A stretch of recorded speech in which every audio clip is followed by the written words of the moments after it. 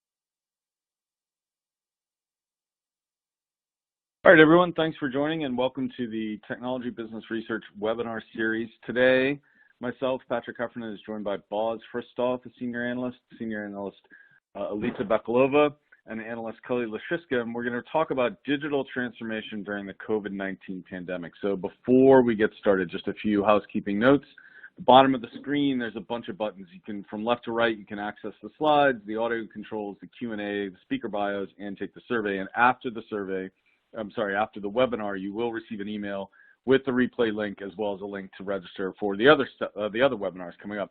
If you have any questions, put them in that On24 button that's down there, and we'll take the questions during the webinar, and we'll have some time at the end for Q&A as well. So again, this is who's going to be talking today, and I just want to set the table a little bit here by explaining a couple things if you're new to TBR and to our research and how we do these webinars. So we're looking at IT services and digital transformation, and for technology business research, it always means starting with the individual vendors first.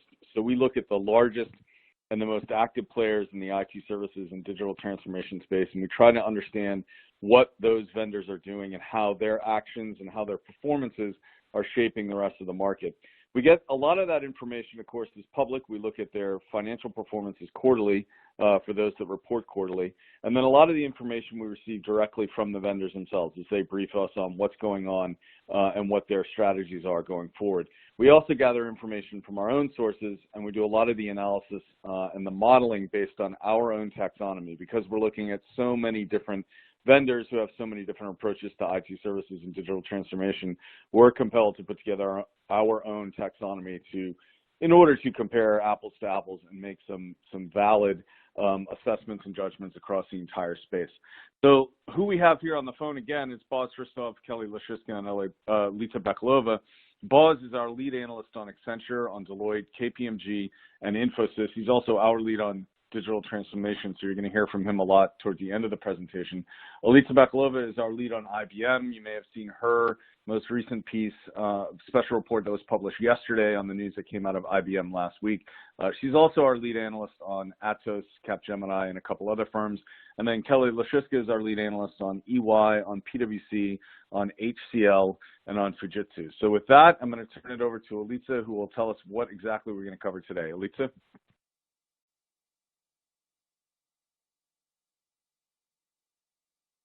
Thank you, Patrick. So today we've outlined 3 topics in the IT services space. Topic number 1 is IT services vendors' performance during the first 9 months of 2020. Number 2 are the key trends that we see in IT services. And number 3, the opportunities that IT services vendors are capturing through emerging technologies. So let's start with the vendor's performance over the first 9 months. This essentially is the bigger picture with the annual performance for the 30 vendors in the IT services benchmark that we just published. We estimate IT services revenue growth for the vendors will decline by 1.2% year to year in 2020 due to the crisis and the uncertainty that was caused by the spread of the COVID-19 pandemic. This estimate is based on reported data for the first half of 2020 and based on the results that we capture now on 3Q20 performance in the next few weeks. And we'll continue to refine our estimates based on with the progress of the quarters and as we get more visibility and guidance from the vendors through the end of the year. But in general terms, uncertainty around the outcome from the pandemic pushed literally all customers to tighten their discretionary spending, to postpone project-based engagements, specifically ones that are with longer-term duration and that are tied to larger-scale transformations. The country lockdowns created challenges both in service delivery for vendors as well as in sales, as vendors shifted as much as 90% of their employees to work from home. And while the remote delivery model is still going on and multiple vendors are still in the range of 90% of work from home, it's taking time and adjustments for the vendors, for their partners, and for their clients to work efficiently and to use virtualized models to do sales, to jointly create solutions instead of meeting in person. The hardest hit from the pandemic and the social distancing were areas that involved that in-person communication and collaboration, such as consulting and systems integration. And nearly all vendors saw revenue growth challenges in 2Q20 in consulting and systems integration. And while there are growth challenges, activities in the IT services space has not stopped. Vendors are using their consulting and systems integration and managed services expertise to help their clients overcome the pandemic-driven challenges. We're seeing most of the vendors releasing offerings that address immediate needs and help clients to run their business during the crisis.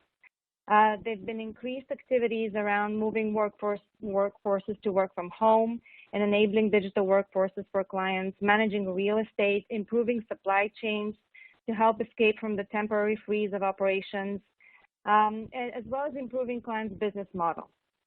Cloud and cybersecurity are also two areas that have been picking up speed significantly over the past 6 months as clients seek ways to find cost-effective and flexible models for their applications and for their IT infrastructures, while at the same time securing all sides of their operations and their data, especially when most of their employees work remote. On the next slide, we have revenue growth for each of the 30 vendors in the IT services benchmark. The dark green is revenue growth year-to-year in 2Q20, and the light green is revenue growth year-to-year in 2Q19. We can definitely see the shift on this graph. The bars are more to the left side, meaning there is negative growth for many of the vendors in 2Q20. This graph is based on revenue on as reported basis, so it includes the currency exchange effects and the contribution from acquisitions. One example is Capgemini, which ranks #1 in revenue growth in 2Q20, but this growth has been driven by an acquisition as Capgemini acquired Ultron and it folded in the revenues in April. So if we peel out the inorganic boost that the company experienced in 2Q20, and we look from an organic standpoint, the revenue for Capgemini declined 7% year-to-year. And again, it was negatively affected by the pandemic, which is very similar to what other IT services vendors saw. Huawei is also a leader in as reported revenue growth, and that is due to the fact that there's ongoing 5G deployment initiative in China that was supported by the local government. So it's generating revenues around network rollout services, network infrastructure integration, and support and maintenance services for that vendor. While there are exceptions with vendors growing revenues in 2Q20, we see a large share of the vendors move from 5 to 10% year-to-year growth in 2019 to negative growth in 2Q20, such as the India-centric vendors, multinational vendors such as Accenture, and Europe-based Atos. Vendors that were experiencing challenges before the pandemic are now seeing even further declines. as they're struggling really to balance the internal transformations that are ongoing with the external negative forces from the pandemic. And those examples are HP PointNext, IBM Services, DXC Technology. You can see all the ones that are at the bottom of the graph. They've been on the negative for quite a while now. But revenue is really not the only metric that's affected by the pandemic. The revenue declines are trickling down to the bottom line for all vendors. And if we move to the next slide, we see operating margin for the 30 vendors in the IT services benchmark. And again, we compare 2Q19 with 2Q20 figures. And 2Q20 are in the dark blue. The negative effects here for operating margin are less evident as than they are for revenue, because we don't see the big swings from positive to negative direction. But 16 out of the 30 vendors experienced a decrease in operating margin compared to 2Q19. Vendors such as TCS, Cognizant, WNS, Capgemini, Entity Data are seeing pressures on profitability from the revenue growth deceleration that they saw in the quarter. T-Systems, Conduent, Unisys, DXC, those were already reporting negative profitability prior to the pandemic. So for them, the situation has become even more challenging, and it will remain so in the coming quarters. Others, on the other hand, such as IBM, which has been managing its performance on profitability despite revenue declines, as well as HCL, Wipro, and Atos and Accenture, are still able to sustain stable profitability or expand operating margin for the time being. Now, we hear from multiple vendors that since March, they have initiated programs to contain costs to limit the negative effects on the bottom line. And examples of such activities that are both on the cost of services side and on the operating expenses side would include limiting hiring and third-party spending, freezing salaries, implementing furloughs, not spending anything on travel, and reassessing their real estate usage and expenses due to the move to deliver services from home. The negative top and bottom line trends will remain through 2020 and likely will spill into the first part of 2021, depending on the duration of the pandemic. And here at TBR, we'll continue to track vendors' performance. Now I want to shift gears and turn it over to Kelly, who will talk about the people side of the equation. Thanks, Elisa. So moving on to the resource management side of IT services strategies, we've seen a lot of the same trends that we've experienced since the beginning of COVID. A lot of the vendors are still in a remote setting. They've had return to work plans, but for the most part, they've remained in remote settings. As you can see on the charts on the side, the trends with attrition and utilization. Attrition remains low or lower than before, but it's also on a downward trend as the employees are not as likely to leave considering market conditions. And we've also seen that vendors are paying closer attention to attrition levels and utilization levels, and they're looking into tools and training for their employees, including reskilling, to curb attrition a bit and help improve their employee retention. We expect that the use of these tools and analytics is going to increase as more senior level executives are looking at these levels and as they're trying to move into these newer technology areas, they're looking to reskill a bit more and really help keep their more experienced talent.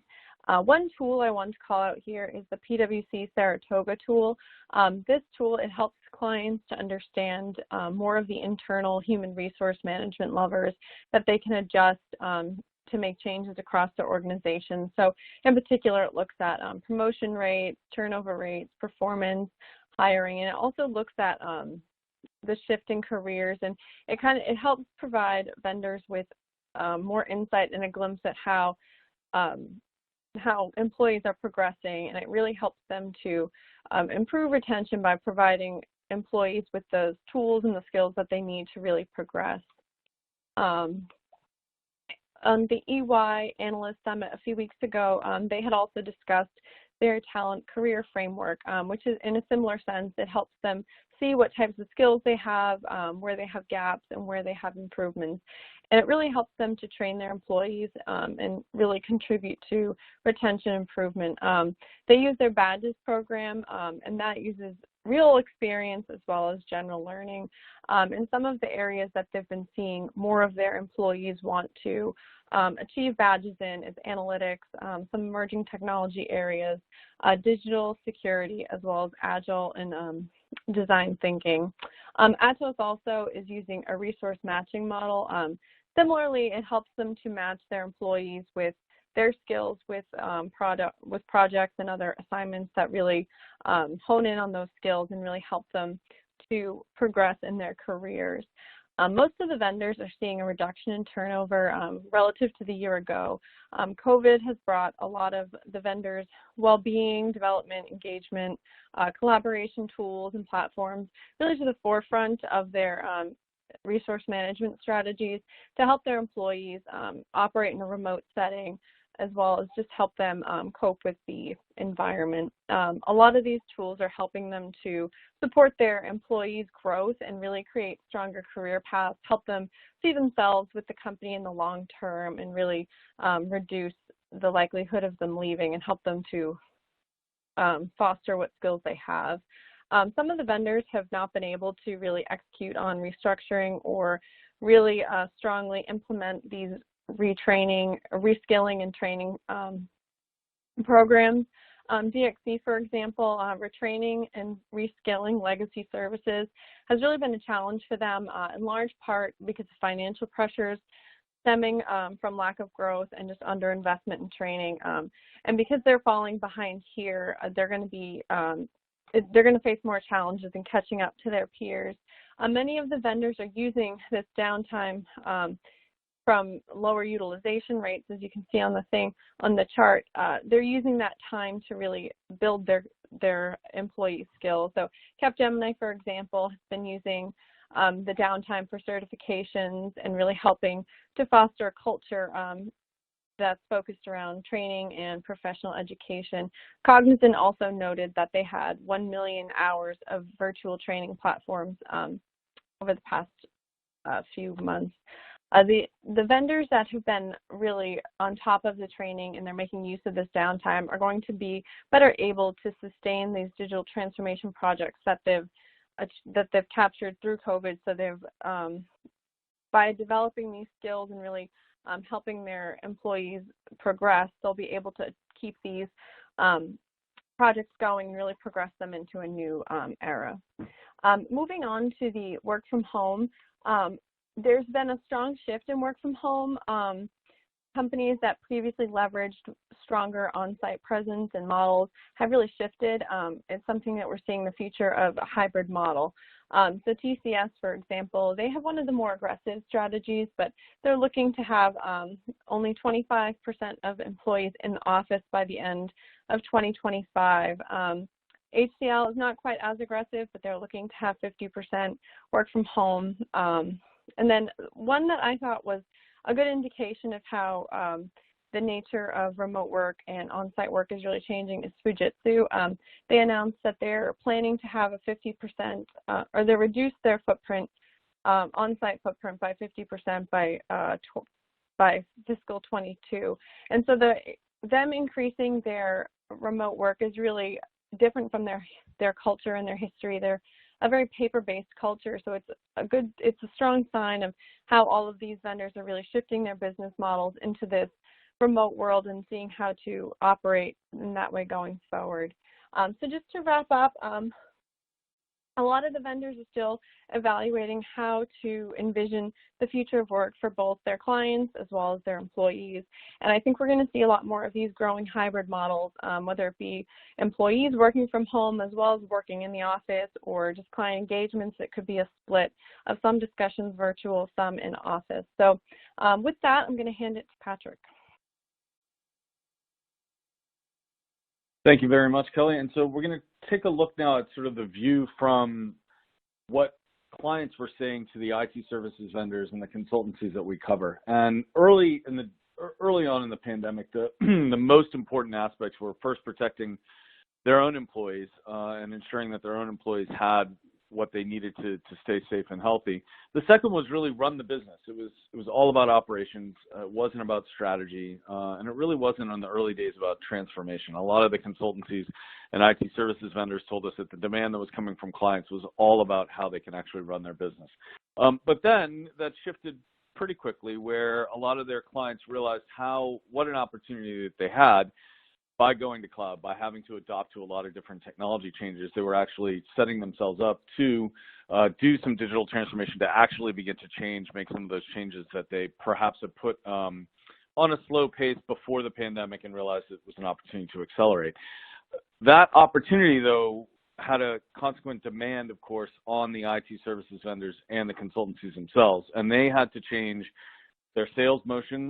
They had to really put new logos on the back burner and find new ways to interact with and continue in the sales engagements and the sales motions they had going on with current clients, and really understand the second part, understand and tailor their new solutions to what the post-pandemic expectations were going to be. And I'll be honest, looking at things now in October, I thought we would be in post-pandemic by now. It's definitely a different world than it was in March, but a lot of the IT services vendors and consultancies by April, May had already begun thinking about what their post-pandemic solutions are going to look like, in part because they were hearing from their clients about what they expected and what they wanted once we came out the other side of this. A huge element of that, of course, is how the ecosystems are different than they were before, how IT services vendors and consultancies need to work with their cloud partners, their software partners in different ways.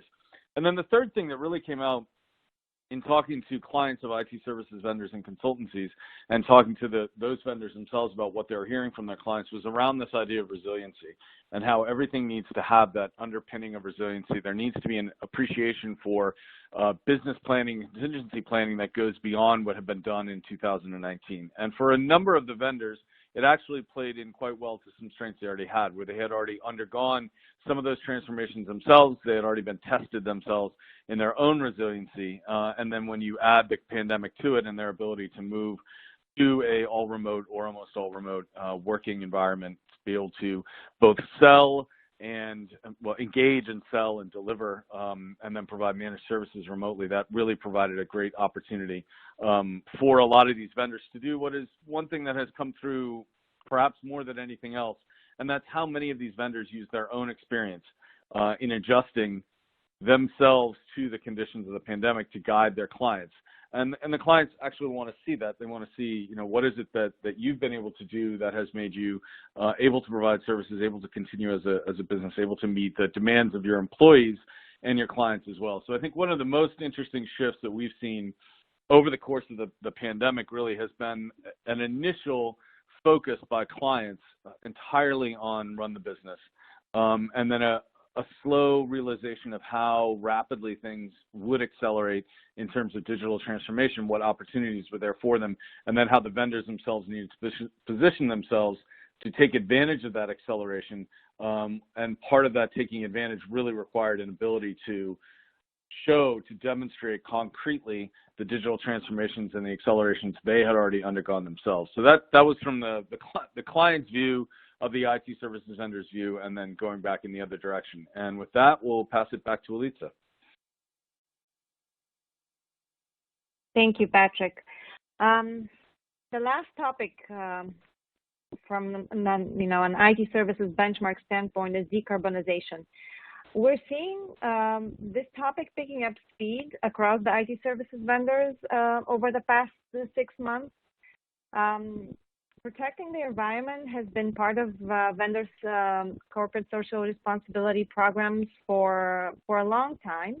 But since the beginning of 2020, it seems that the vendors are more involved in setting up specific programs internally to measure results. They set specific targets and initiatives around decarbonization of operations. And I think the pandemic has been really an accelerator for such decarbonization initiatives. as during the past 6 months, a lot of the IT services vendors realized that the lockdowns and working from home are already enabling them to reduce their carbon footprint, such as through stopping business travel and commuting. We see multiple vendors implementing programs around reducing and offsetting the impact of their supply chains and expanding beyond their own operations and engaging in, for example, in reforestation and carbon removal activities. It seems that the vendors are competing against each other because very recently, over the past few months, we saw a lot of initiatives being announced, and some of the vendors on the slide are examples, but they're not the only ones that have announced initiatives to have carbon neutral operations, to start using more renewable energy, to shift corporate cars to hybrid and electric vehicles, and multiple setting goals and years of targets for to become carbon neutral. But while those activities internally have long-term profitability implications from decarbonization of operations, there are also implications on the revenue side, because vendors are using their own lessons learned and experiences from changing their operations and starting to offer solutions around carbon efficiency to clients to generate revenues in the segment. So we've seen multiple vendors now changing their portfolio and launching initial offerings around decarbonization that are going externally to clients. And they're setting revenue goals and making decarbonization leading segments in their own business models. And now I want to move from decarbonization to emerging technologies with Boz. Thank you, Alita. And we're going to go over the next segment and just kind of actually is a good segue from decarbonization of what may be the next frontier for revenue opportunities for many of the vendors in terms of generating tangible results to something a little bit more. We still call emerging technology, but a little more tangible that is applicable in some use cases today. So as part of our digital transformation portfolio, we look into an emerging technology once a quarter, and we go into deep dive analysis, and we kind of trying to cover the technology from the technology sake, but also the implication on the services side and the broader ecosystem. So we cross-collaborate with folks across TBR, analysts across TBR, and we provide those analysis again once a quarter. So far this year, we've done publications on edge compute, 5G, AR and VR, and we actually next month we're doing an update on the blockchain as we did the first round of blockchain was just about over a year ago, but we feel there's enough ground to cover. So in November we're gonna update our blockchain analysis and what's going on in the ecosystem. And why we're bringing all this up is the fact that we've been talking and hearing for the last half hour the struggles of what the pandemic has brought into many of the IT services vendors. And as we think about post-pandemic, and Patrick alluded to one of those vendors trying to think about where are the new opportunities, how are they going to become who be the vendors to become, a better positioned post-pandemic. Many continue to invest in those new technologies, emerging technologies. They're trying to establish a beachhead position to drive either a traditional revenue, services revenue, as well as some new channels for their services revenue. So a few of the technologies that we have highlighted here to start with so the two technologies we started here to highlight are the edge compute and the 5G. We just kind of see those kind of very much of intertwined technologies. And the kind of the story behind them is that, especially for the cloud vendors, to start with that group of vendors, edge compute typically raises the questions about what the future of cloud is. But we all heard that cloud is actually where the emerging opportunities are as a result of COVID. As part of their core offering, especially sending the data to the cloud to generate insights. has more latency than a similar workload in the edge computing environment. So edge is that opportunity, as you folks already know, most of you on the line know, is accelerating the data transfer and trying to make data more relevant. The proximity of data is there to to enable those service opportunities. So TBRC is really edge to become an extension rather than a threat to cloud, especially as buyers must often separate the mission-critical application data from non-essential application data, which obviously raises questions about security and storage. But as buyers do not always value the speed to insights over everything else, which is something that is a fundamental understanding when you think about edge, cloud, and the bigger ecosystem. Edge will not likely replace cloud as a whole. Additional to that, the edge compute opportunities also, we see it as a bridge from the world of maturing IoT and also the emerging 5G technology. As I mentioned earlier, the improved connectivity and the reduced latency will likely accelerate the adoption cycle, but only the vendors are able to justify the additional cost, especially in the time of pandemic, especially in time of declining revenue. So the emerging technologies are here. There's opportunities from the technology sake, but they're certainly not convincing, especially on the buyer side, will require a little bit more of a deeper understanding, not just the technology architecture, but also the industry pain points, which is typically a sweet spot for many of the consultancies. At the same time, as we think about the edge and how the ecosystem evolves, we see that, as I mentioned, it's a bridge into 5G as well. And it's certainly something that many of the vendors are pursuing, but it is some of the vendors that we track here in the broader digital transformation ecosystem, they still invest in some of the edge computing, and both from the hardware standpoint, but as well as the software and the services component. Most of the services guys are focused on the services side of the equation, obviously, in the application layer. But there's some like Atos, for example, that stands out from the pure systems integrators that have invested in launching a hardware appliance as well, and they're trying to build a robust cloud portfolio, which can potentially gain them an early mover advantage in edge. Some of the other vendors that we have highlighted in some of our research from an edge standpoint, Mentec in the public sector.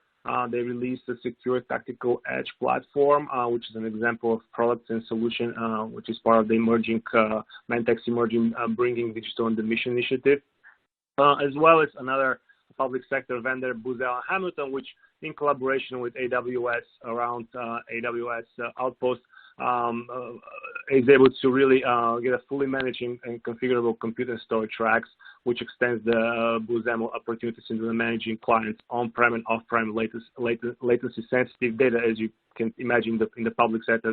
That's critical. Another vendor to highlight here on the edge side, from the services side of the equation, is Accenture. They, along with AWS and Molex, they co-developed an edge compute solution using the Molex Automotive Ethernet platform, and that comment earlier about developing not just horizontal solutions for technology's sake, but understanding the detail and the vertical knowledge remains critical. That's what Accenture kind of brings into the table, along with the AWS IoT Greengrass machine learning capability for communication around autonomous vehicles. So there's that kind of an ecosystem play that that particular solution is presenting to drive some opportunities and conversations in new areas. And as I mentioned earlier, 5G is part of that bigger bridge between cloud and edge, and going into the latest data connectivity layer. So essentially, again, 5G kind of faces a very similar challenge as does edge. I mean, there's so many more technologies. The complexity of IT-based tools is the space is becoming overcrowded. So always comes the question: what's the ROI, and how does 5G stands into the mix?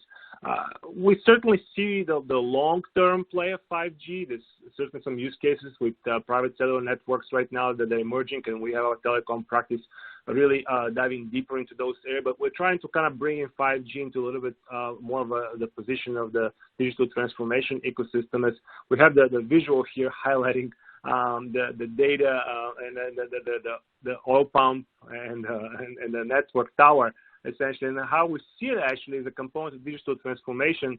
5G can be useful and sometimes critical, essentially, but the technology's function remains limited to the overall player. even if the business cases are most suitable for adoption and deployment at scale. So as the mantra goes, the data is the new oil, then the 5G serves as the pipeline and the gas pump, moving the data and the connectivity to the ecosystem.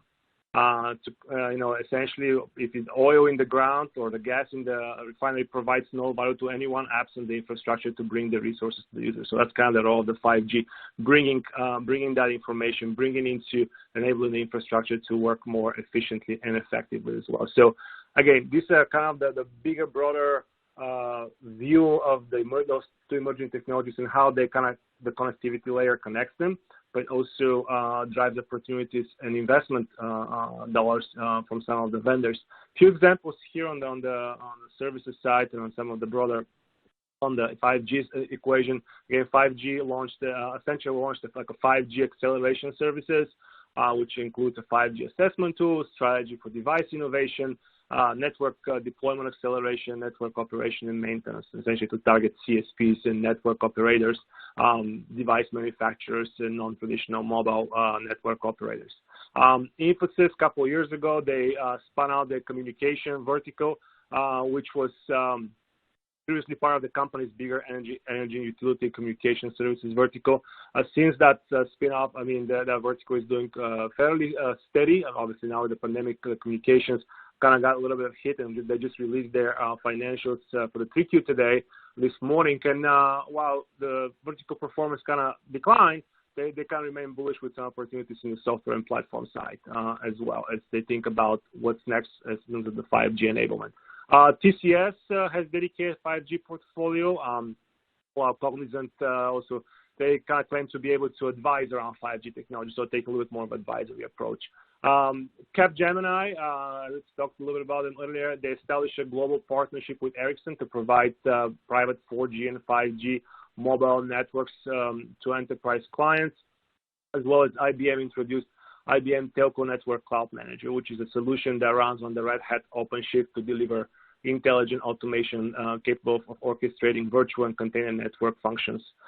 So that's kind of like a few examples of how vendors have invested. On the network side, Nokia, obviously one of the key players in the 5G, they've emphasized to us the importance of 5G within the ecosystem, as well as Ericsson, which its recovery continues fairly strong, evidenced by the the revenue growth and expanding margins, as well as they have throughout 2020. A strong 5G position on the Ericsson side from both RAN and mobile core kind of gives them a good opportunity to be also a partner, as well as sometimes a frenemy with some of the services guys. On the consulting side, both EY and PwC kind of share a very, very similar sentiment of who they are and how they think about 5G. The sentiment is really around reimagining the possibility of 5G before adding any value, which is that kind of very much of a consulting-led approach before they actually roll up their sleeves on terms of on their tangible application development and management layer that many of the other SIs are typically going after.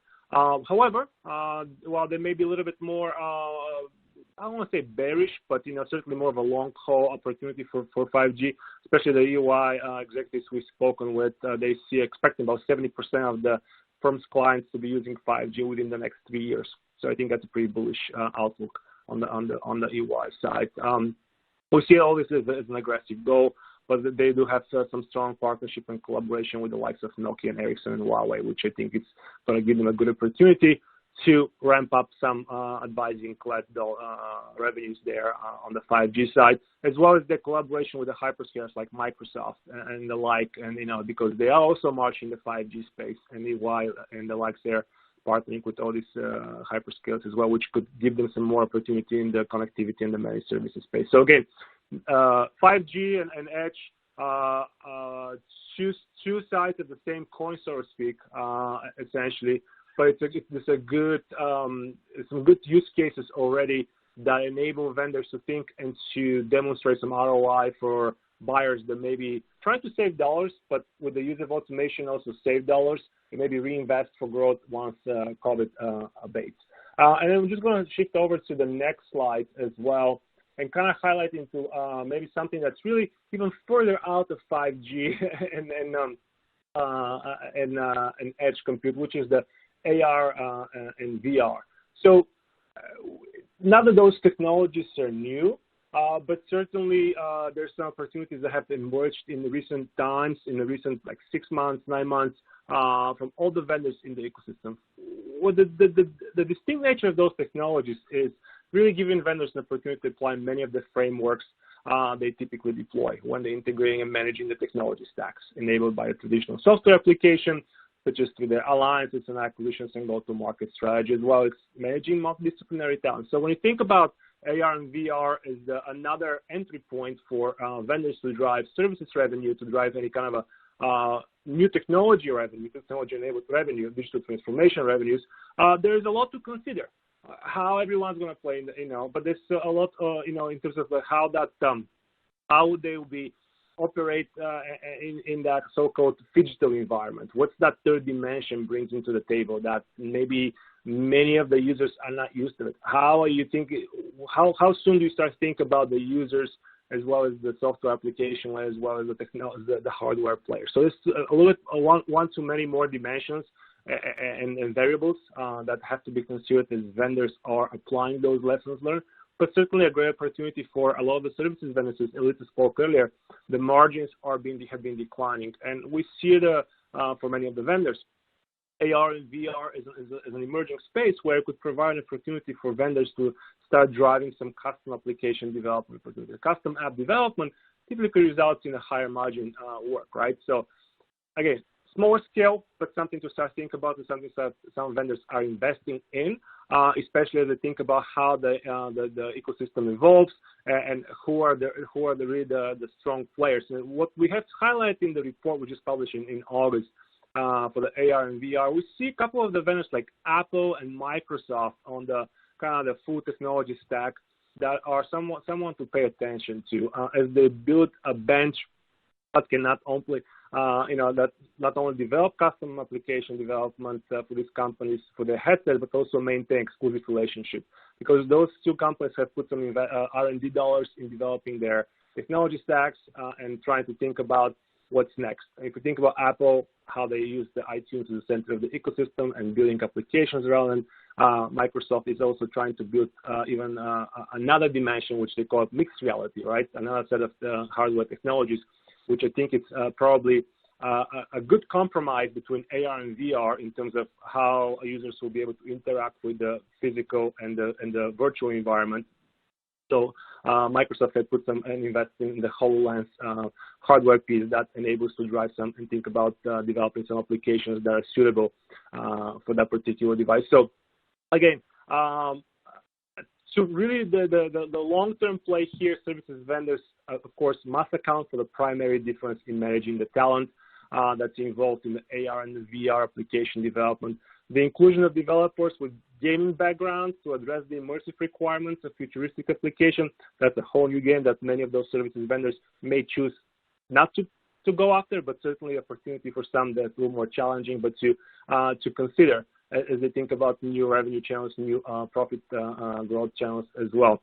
To facilitate some market adoption and to avoid developing technology just for the technology's sake, again, the developers must consider end users' needs, which vary greatly by use case and even more so by industry. So AR and VR is we're giving it a shot essentially. We know we've been talking about it for the last few years, and I think COVID may present some good use cases beyond just education and training, but something more sophisticated and more complex, like field services support and predictive maintenance and so forth.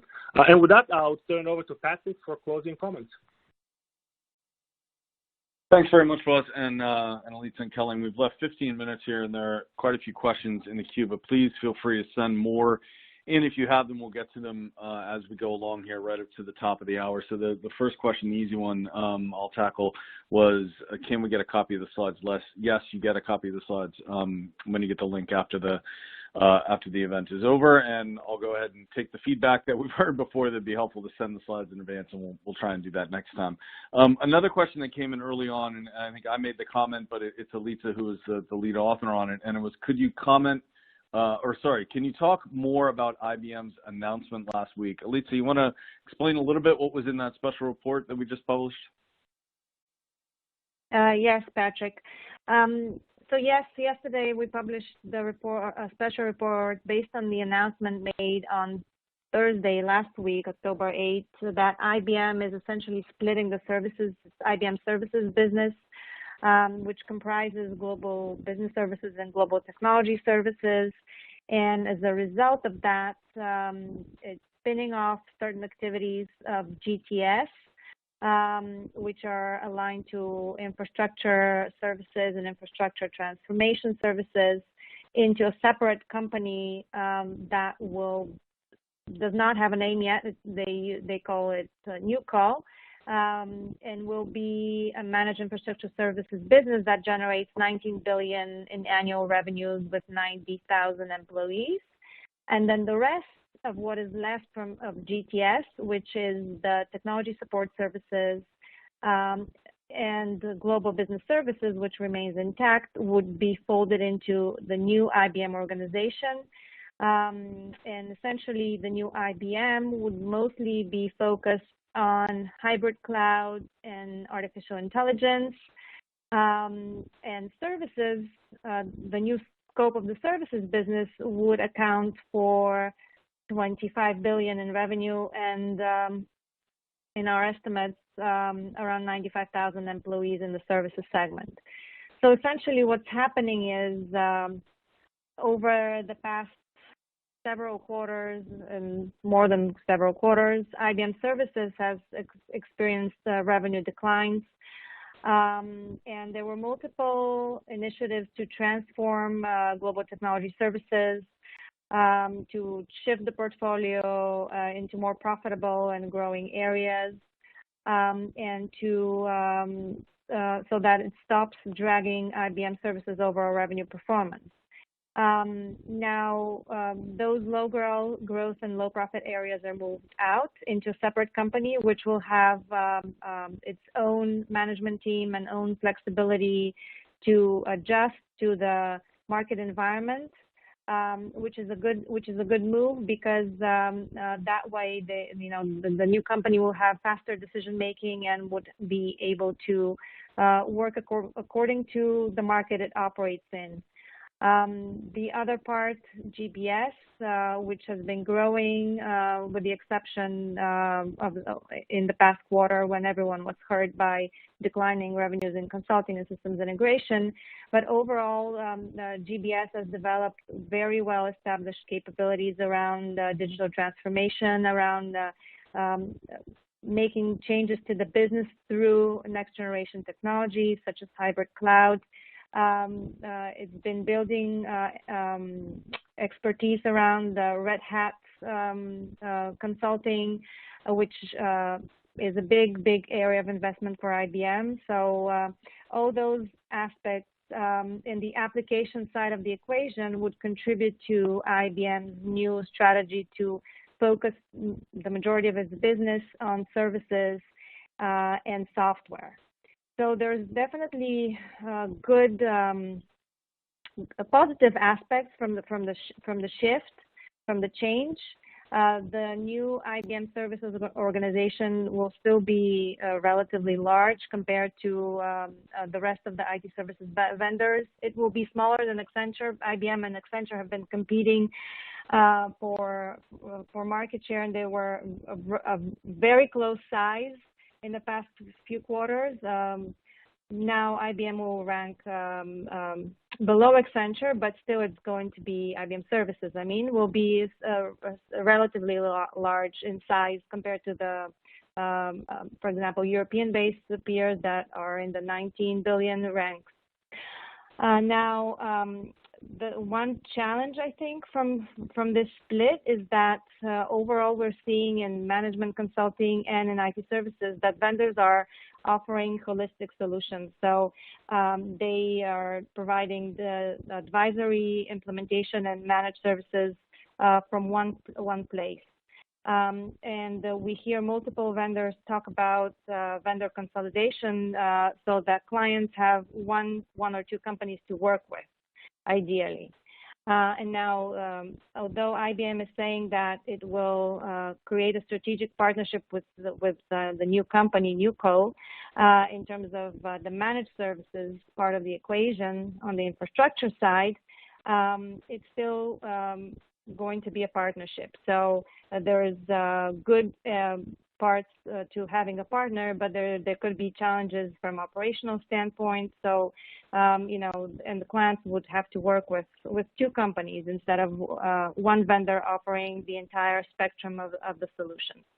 And if in a few years a new company becomes profitable and growing, and IBM decides to sell it, then it's going to create a challenge for maybe for the clients in the long term. So there's definitely positive areas from the split. There's also negative sides of the equation, but we're going to be tracking the developments going forward and providing you updates in the coming months. And I'd encourage everybody to read the special report. You heard Elitza there. It also includes perspectives from our cloud and software team as well, and from our sort of IBM emeritus guy, Jeff Wollicott. So definitely recommend reading that. We have a few more questions that have come in, so we'll get to those now. One of them is, what kinds of changes are you seeing in partnerships between IT services vendors and technology vendors, or between IT services vendors themselves? Let's give Elitza a moment to breathe. Boz, you want to take the first cut at that, and then we'll go to Kelly, and then we'll wrap up with Elitza on this one. So partnerships, Boz, what's changing? Well, it's quite a bit. But real quick, I mean, I think the change, what the major change is really the advent of hyperscalers into the services realm. And it's just as a result of everything as a service.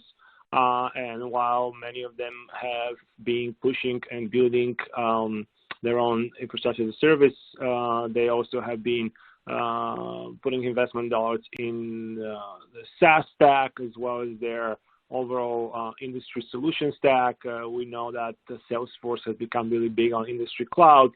We know that Microsoft has been building their cross-industry solutions. They recently launched and actually brought in a former Accenture executive to lead that effort. So certainly those relationships are evolving.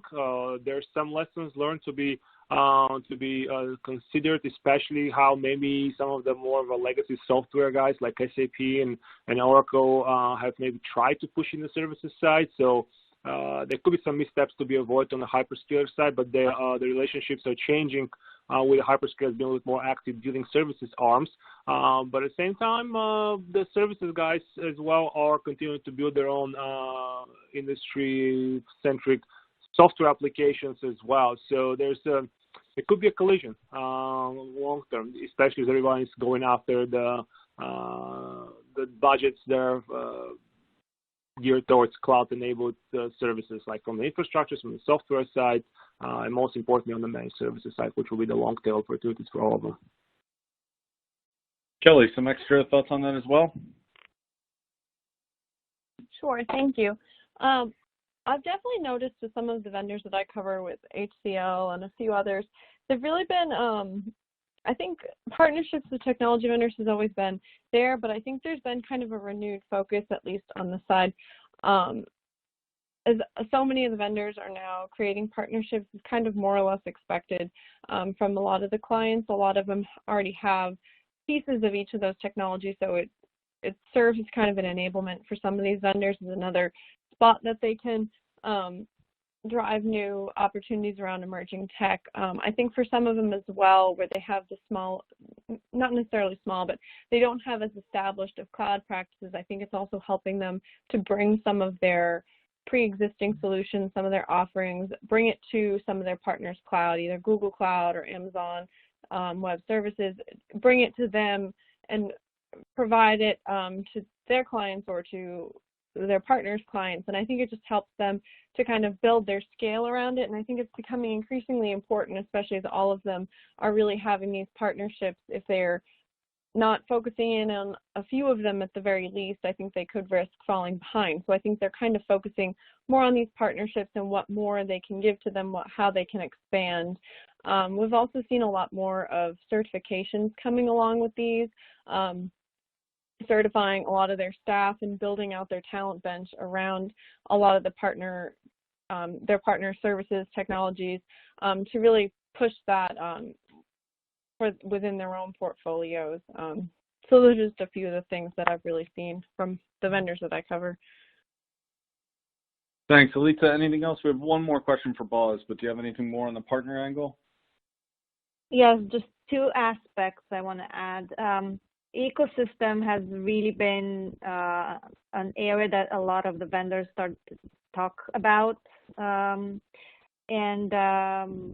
That's something that's been going on for a while now. IBM, with this announcement of the two new companies, stated that the new IBM organization is really emphasizing on broadening the ecosystem of partners to jointly develop solutions in the targeted hybrid cloud and AI segments. And you know, when we say ecosystem, it doesn't matter what the size of the partner is. They can be larger and leading technology or cloud vendors, or they could be small startups. We saw multiple vendors establishing relationship with startups. I think that small businesses are being even more valuable to portfolio developments, potentially become acquisition targets and then fold into the portfolio for the vendors. So it doesn't really matter the size of the partner in the ecosystem. And the second aspect is industry focus. We hear increasingly from vendors that they are building industry-specific solutions because it's really key for them to drive business value, and knowing a client's industry gives that business value.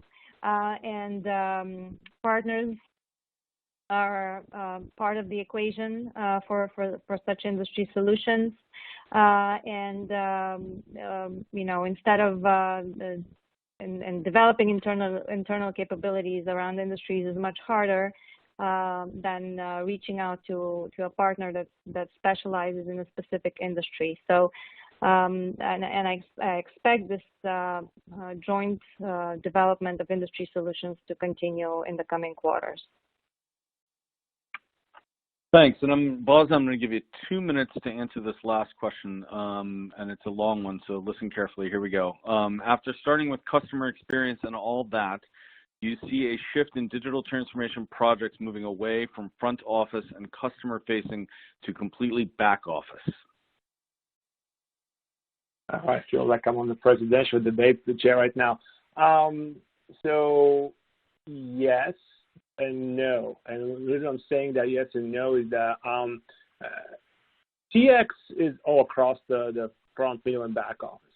Okay, so while many were of opportunities and focus was around the customer experience on the front end, marketing, sales, kind of discussions in the CRM focus, a lot of the applications development, the way they've been built right now, are also considering that CX component in mind, even though they might be back office applications, which essentially is driving some opportunities into somewhat emerging areas like a marketing BPO, and really trying to get into how else can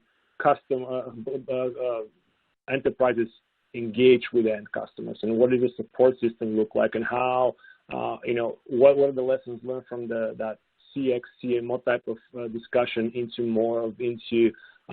how is now the F&A thinking and acting like a CX function? How is the HR acting like with CX in mind? So it's like I said, yes and no, shifting, but also not excluding. And so it's about really applying the lessons learned and the technologies that are more of the B2C now goes to B2B in the terms of like how customer experience is also being applied across all the front, middle, and back office. So digital transformation projects are certainly a lot more about cloud today, but also about enabled by cloud and with CX in the front as well. And again, the marketing operations is certainly an area that is bubbling up.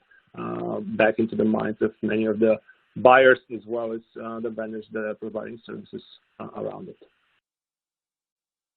Excellent. Thank you, Boaz. And so apologize we didn't get to all the questions, but please send them along. If you have a few minutes after this, appreciate it if you could fill out the survey. There'll be a replay version of this that will go out as well. And you can visit the website to see what's coming up. I know next week it's our tailored services group that's doing a webinar about tailored data. So definitely want to find that. And again, thanks everybody for joining, and we'll reach out with some answers to your other questions. Take care.